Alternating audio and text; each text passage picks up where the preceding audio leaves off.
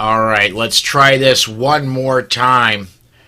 Hello, everybody. My name is Paul Lathrop. I'm the Deputy Director of New Media for the Second Amendment Foundation.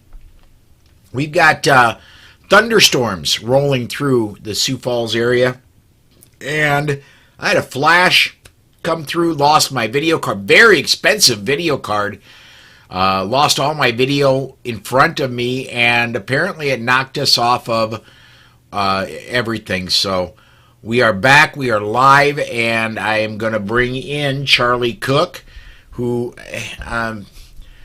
I got to give the proper introduction again. Charlie's one of my friends. I love to give him a hard time.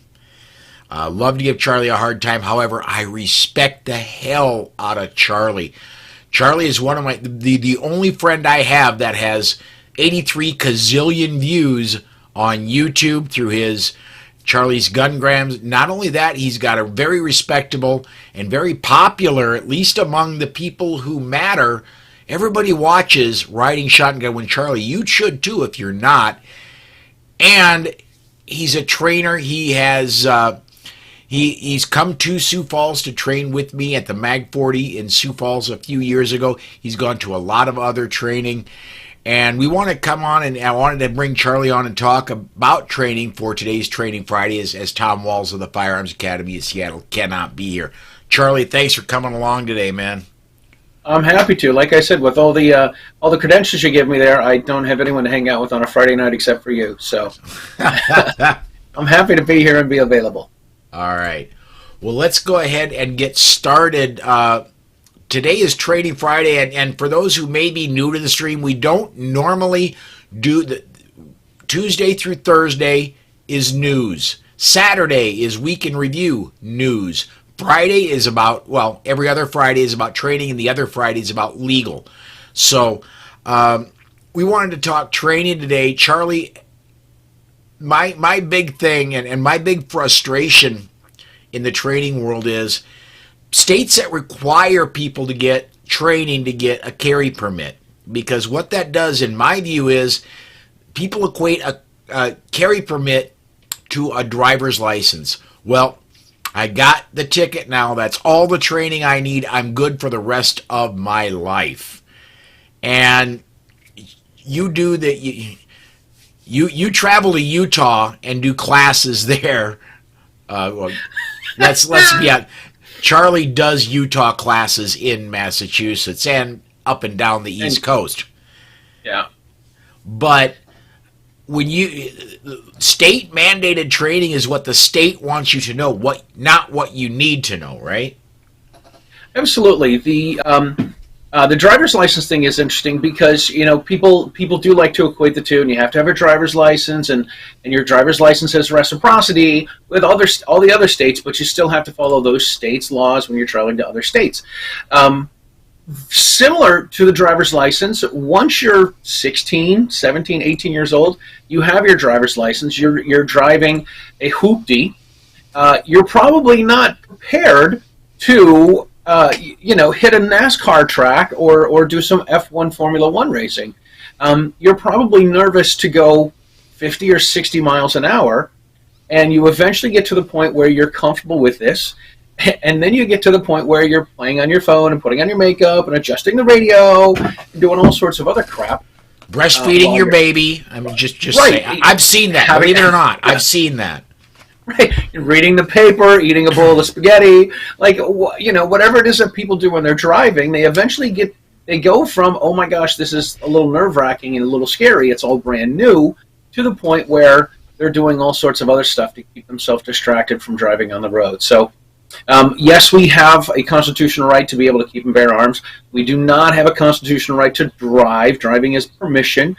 However, we do have the freedom to travel, which I think is a phrase I heard a few years ago, which I really like.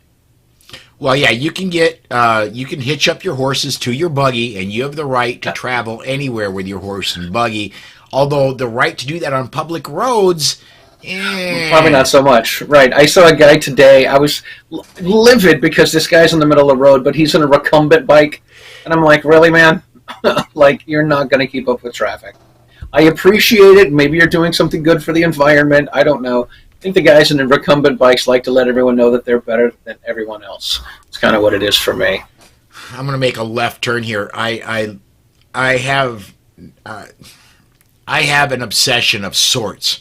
I love the cartoonist Stephen Pastis, and he does the Pearls Before Swine comics that appear in local newspapers.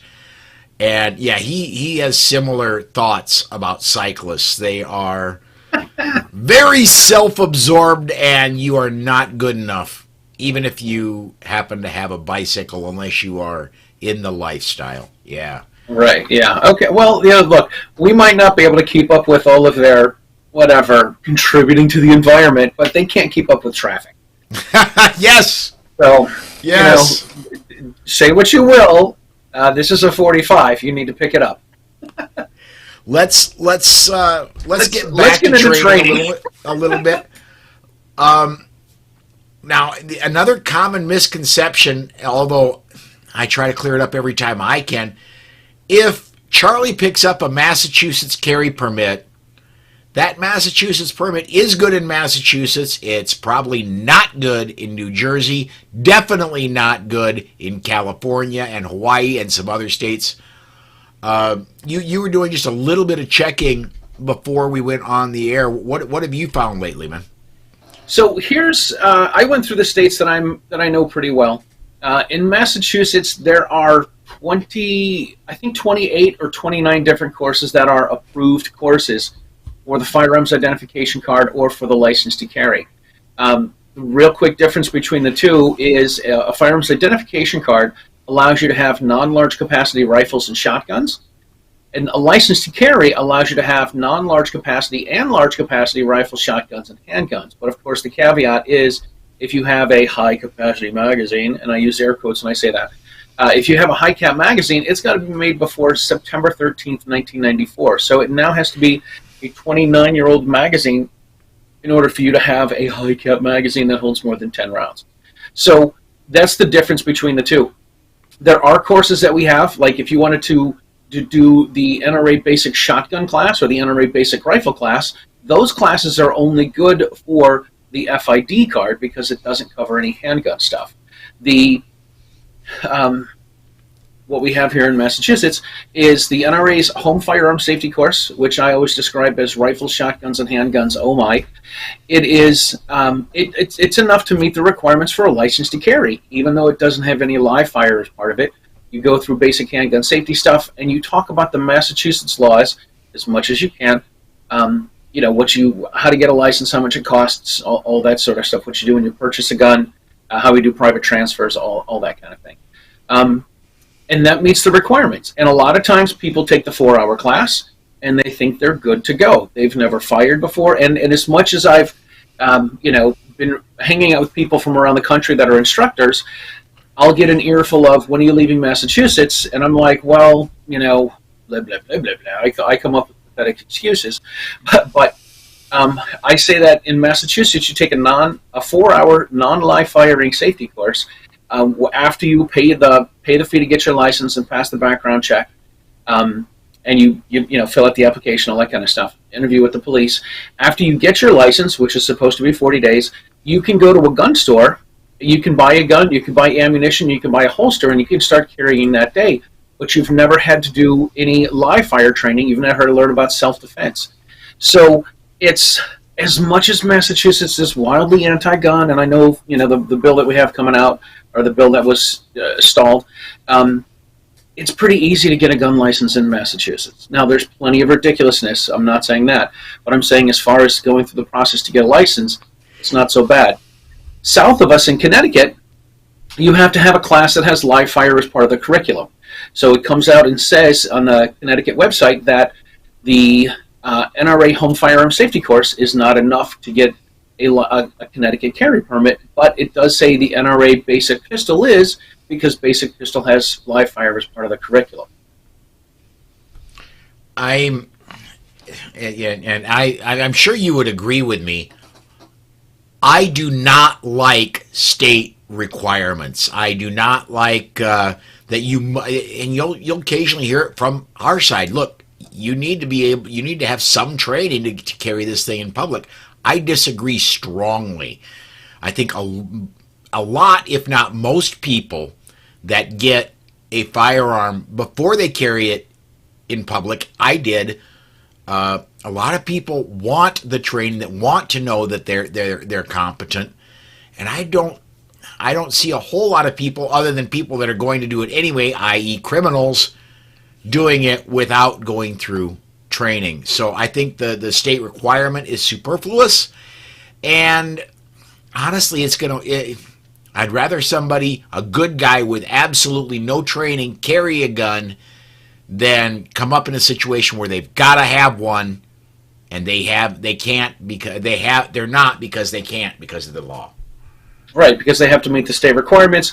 States like Illinois have 16 hours of training time that you have to take in order to get a carry permit. So now you've got to take 16 hours of class time, which is, it's it could be 2 full 8-hour weekend days of training, which can get expensive for people. And in some states you can buy a gun without having a license.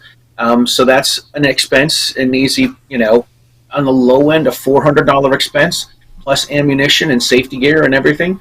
So when states make the requirements for training to get a carry permit, it also becomes a financial hurdle for some people. Oh yeah, absolutely. Well, let's talk California a little bit. There are jurisdictions in California that will charge you $1,100 for 2 years to get a permit. And that's if you go through all their other dance. That's just the permitting costs.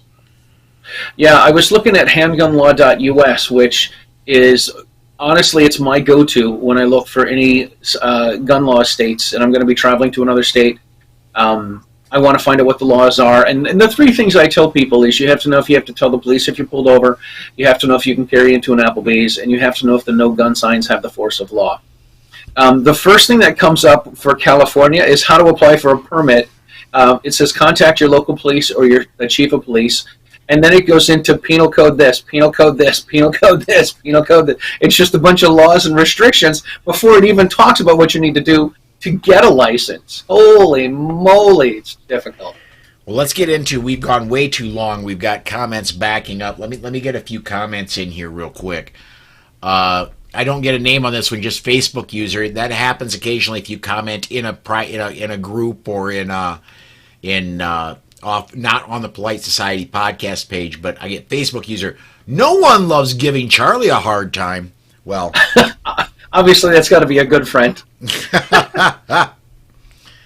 And I think Mark Lindbergh just changed your introduction because he commented the cook.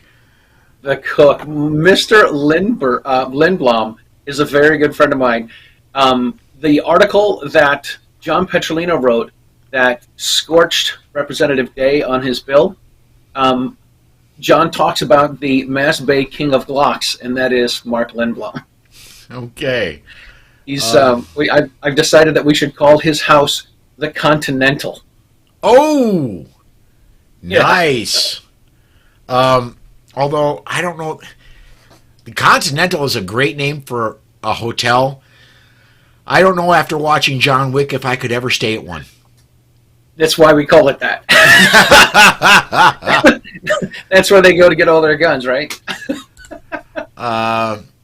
More stuff.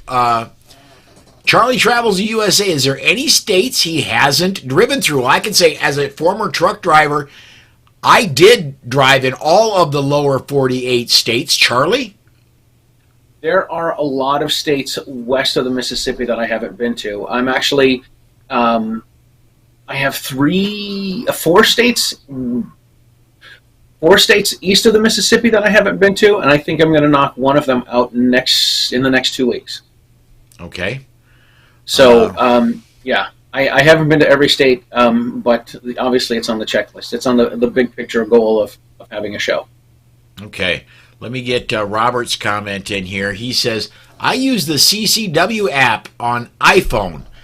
I do not myself use iPhone. I believe very strongly that doggone it, my brain just died on me. My video card died earlier. Now my brain checked out on me.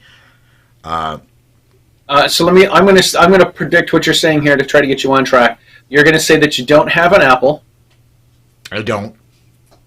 and you don't want Big Brother to track you with your Apple. Well, Besides that, yeah, no, Steve Jobs was the name I was looking for. I strongly believe Steve Jobs was the Antichrist. I do not like Apple. I do not like anything associated with Apple, so I don't have any experience with the iPhone.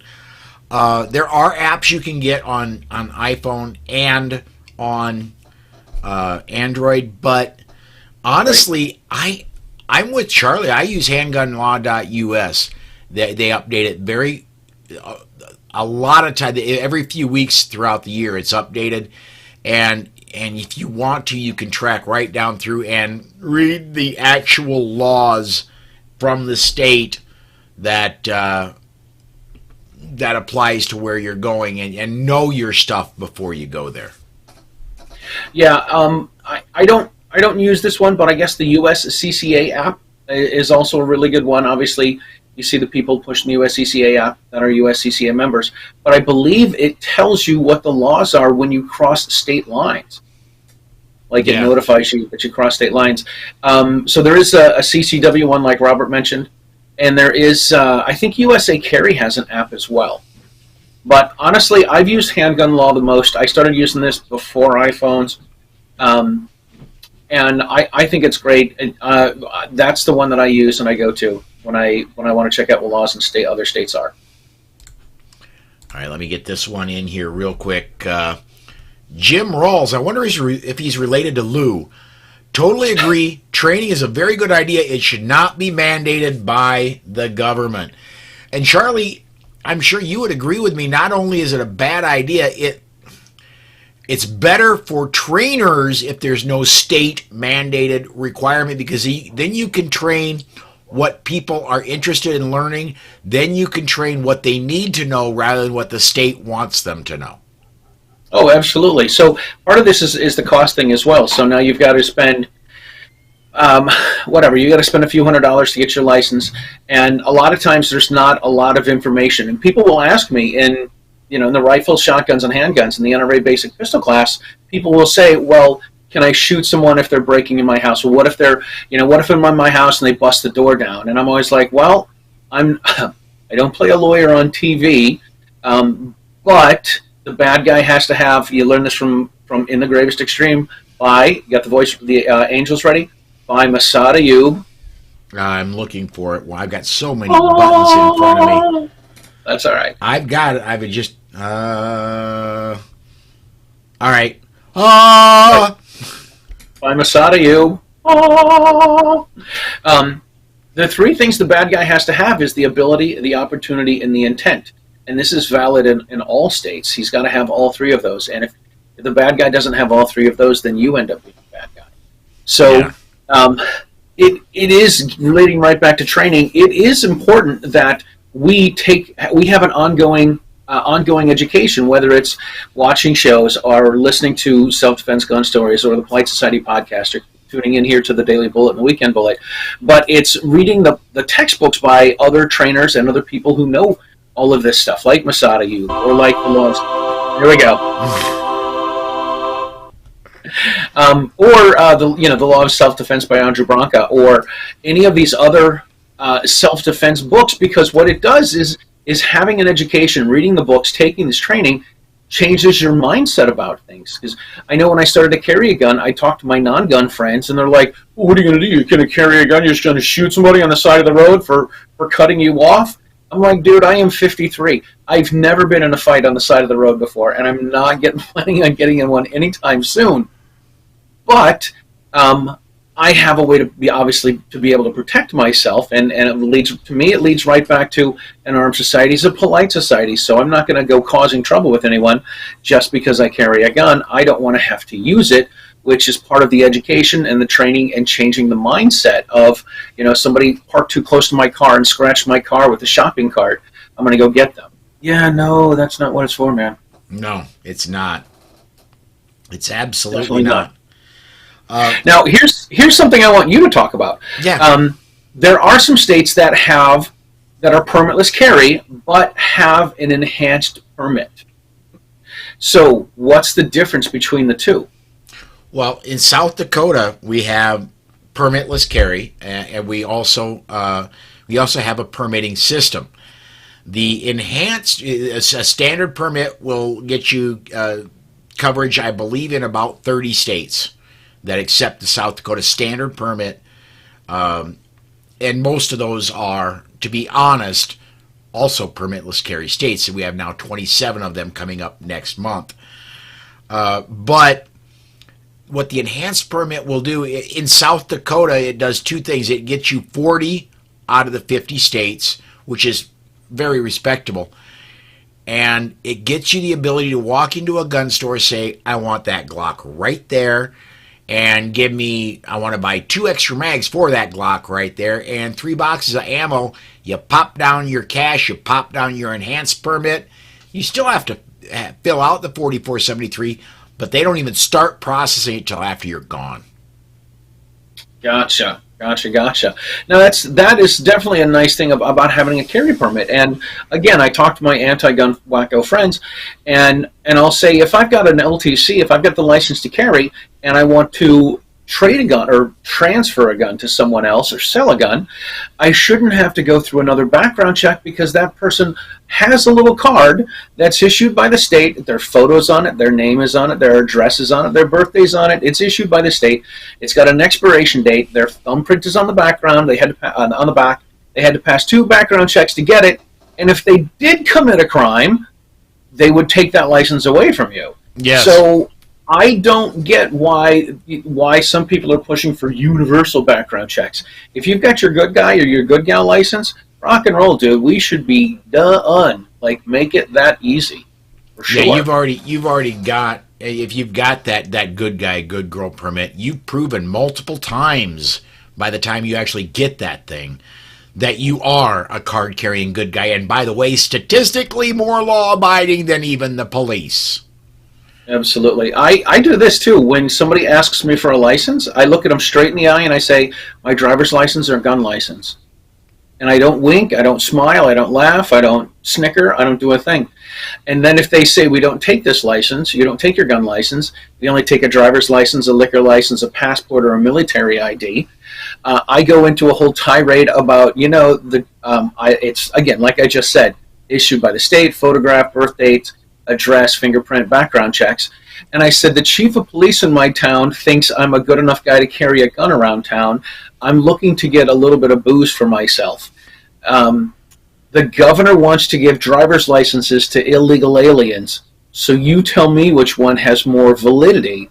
And then I had a lady look at the cashier at the liquor store say to me, that's a really good point. Can I see your driver's license? And I was like, you gotta be kidding me. Well, they have rules they have to follow too. I mean, I get it, but it's ridiculous. It is. Let me get a couple more comments in here. Robert says, I'm too old to run, but too young to die. I absolutely know how that is. Absolutely. And Patrick Collins, the gun foodie, checking in. Gun food. Having or owning a gun has been vilified, and we as 2A advocates need to debunk those institutionalized thoughts. Amen.